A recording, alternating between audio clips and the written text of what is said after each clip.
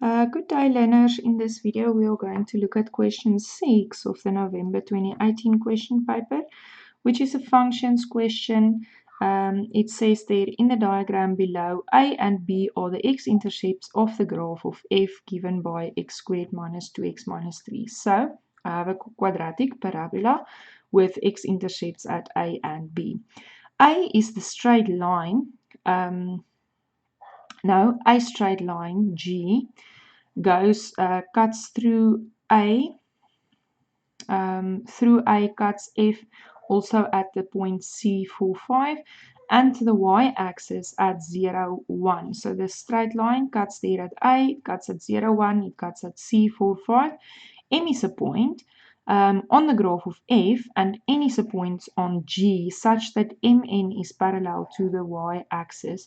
That just means that this is a perfectly vertical line. So I can get its distance by just taking difference in the y values. Okay, MN cuts the x-axis there at point T. Show that Gx is x plus 1.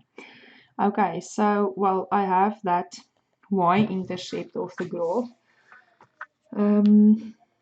which I know in y is equal to mx plus c. The c value is the y-intercept which is given. So I don't actually need to do anything to calculate that. It is shown on the graph. And then I can just substitute also the point C45, which lies on the straight line, which I can then substitute into the equation. So y is equal to mx plus c. So y5 minus 1 is 4m. I just took over the 1 and multiplied those. So 4m is 4, which means then obviously m is 1, which means the equation is y is equal to 1x plus c, x plus 1. That's what they wanted me to show there. Calculate the coordinates of A and B, which are the x-intercepts of the parabola. So I can just take the parabola equation, x squared minus 2x minus 3, make it equal to 0.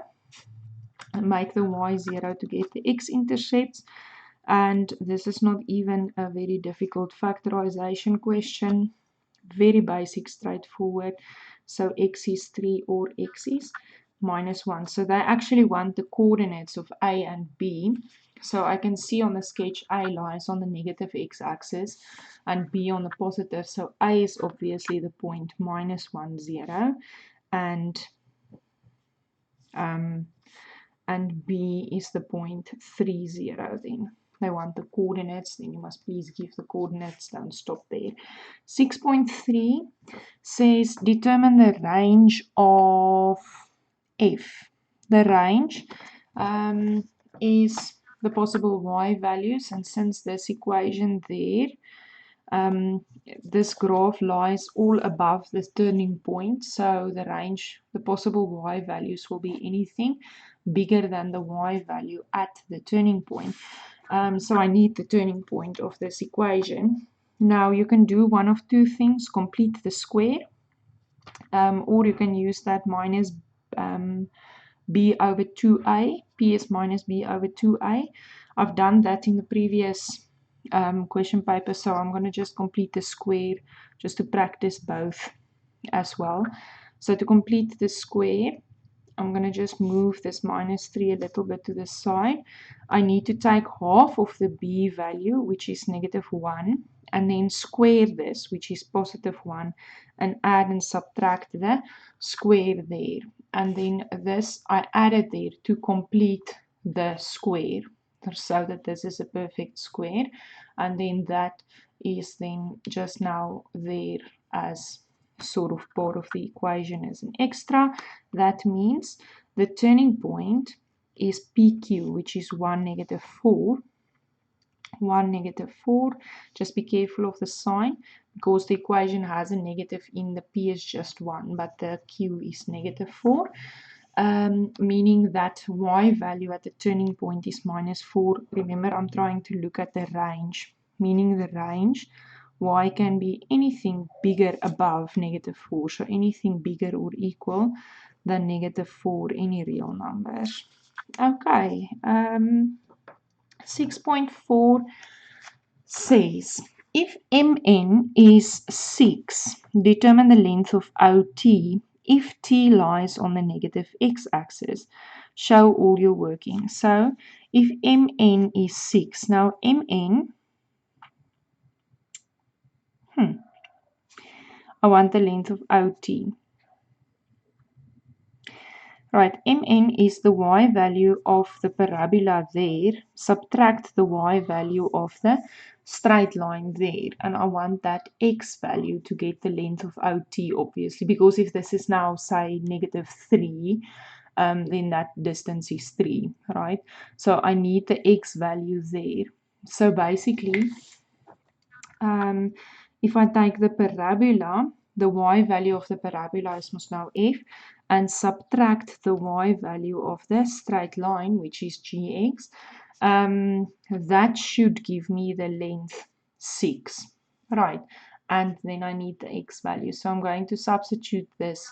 The fx is the equation x squared minus 2x minus 3, and the gx is the equation x plus 1. And if I subtract the fx, subtract the gx, then this gives me a new equation, and if I solve it, should give me the x. And they tell me that the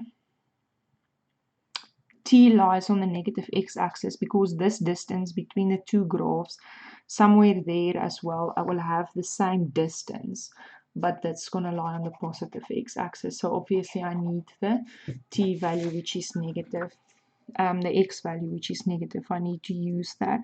So x squared minus 2x minus 3 minus x minus 1 minus 6 is 0. And then if I add all of the like terms, I have x squared minus 3x minus 10, minus 2 minus 1, and minus 3 minus 1 minus 6 gives me negative 10. So, well, I mean, you can factorize this or use the quadratic formula. This is not a difficult factorize.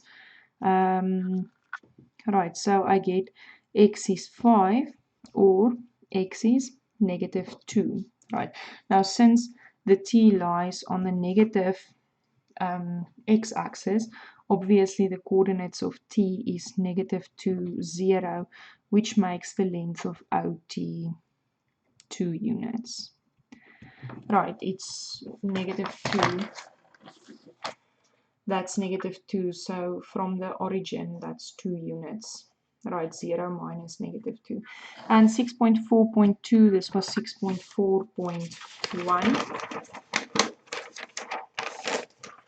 6.4.2 then asks, hence write down the coordinates of n. So I now calculated that at that t, the x coordinate is -2.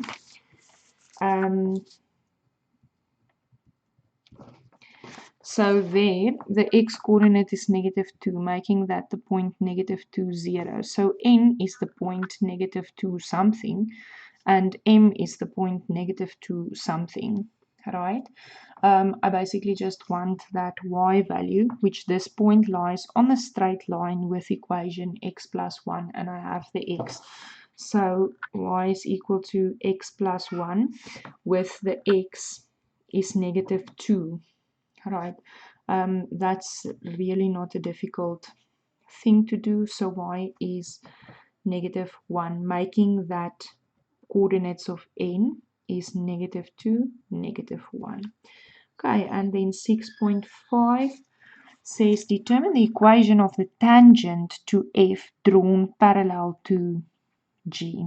Right, so there's an equation there. Oh, there's a line there. They want me to calculate this is calculus again.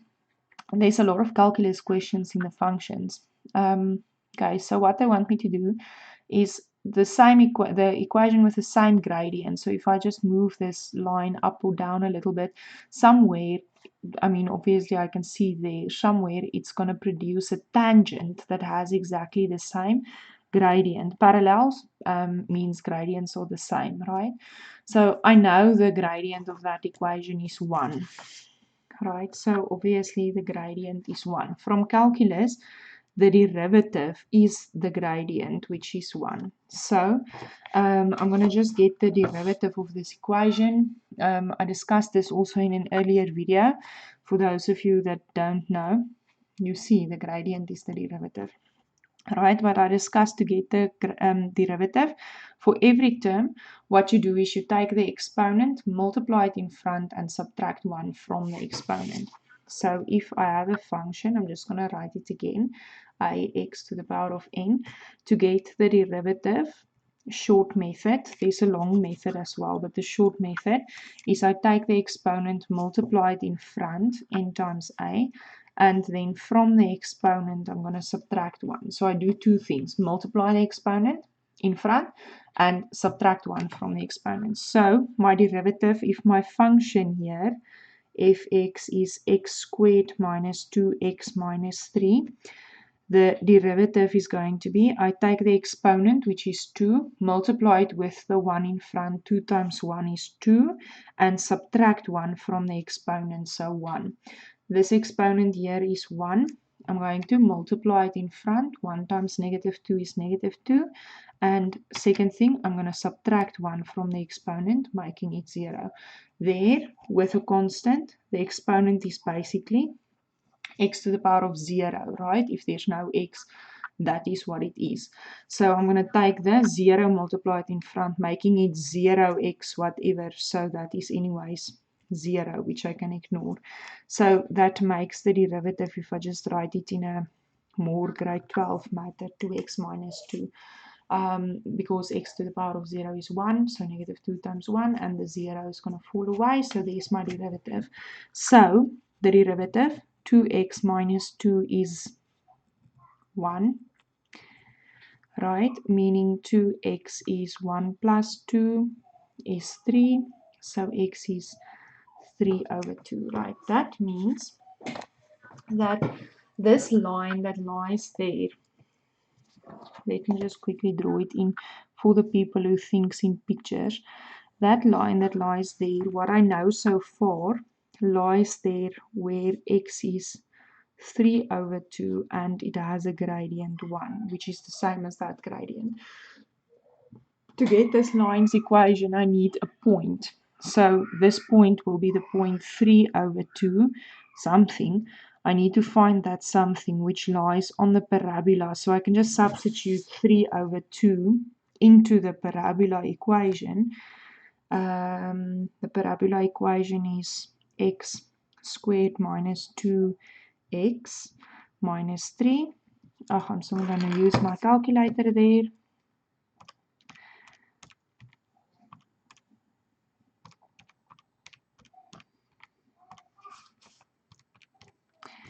And that gives me minus 15 over 4, minus 15 over 4. Right, so I have an equation of that tangent. Y is equal to 1x plus c. I know the gradient is 1 already. And now I know this equation, this line equation, goes through the point 3 over 2, negative 15 over 4. Right. 3 over 2 negative 15 over 4 is that point. So I'm going to just substitute this into the straight line equation. And then the c is going to be negative 15 over 4, which I have on my calculator, and also subtract 3 over 2, giving me negative 21 over 4, and that makes this line equation y is equal to m1x plus c, which is minus 21 over 4. And there's the equation of the tangent with the same gradient parallel to the equation of g. Okay, 6.6. For which values of k will fx, this, and hx not intersect? Fx is the parabola on the sketch, right? And hx, which is x plus k. Now, obviously, A line with a gradient of 1, that's what I've now discussed here. A line with a gradient of 1 intersects the parabola. If I move it up, it's always going to intersect the parabola. There it is a tangent. If I move it anywhere down from here, obviously, can you see? It's not going to intersect the parabola. So, if this is the equation of that tangent. So it's currently at minus 21 over 4. If I make that anything, well, bigger than this negative, if I move it down more than this, so the minus moves it down, but if I move it down more than that positive value, so the x must be anything smaller than negative 21 over 4. Right? If you think on a number line, there is negative 21 over 4, there's 0. If I add anything, it's going to move the thing up, right? There is when I moved it from 0, when I moved it down, 21 over 4 is where it's now at the tangent. And if I move it down any further, it's not going to cut the parabola. So if it's anything smaller than negative 21 over 4. All right. Okay, moving the down and up, you must just make sure that you figure correctly with that. So for what values of k, sorry, not x, for what values of k must be anything smaller than 21 over 4. Okay, and that is question 6. Question 6.5 and 6.6 quite intense, but I think the rest of it is perfectly fine. I hope this helped you, and I hope you are staying safe and working hard during lockdown. Good luck.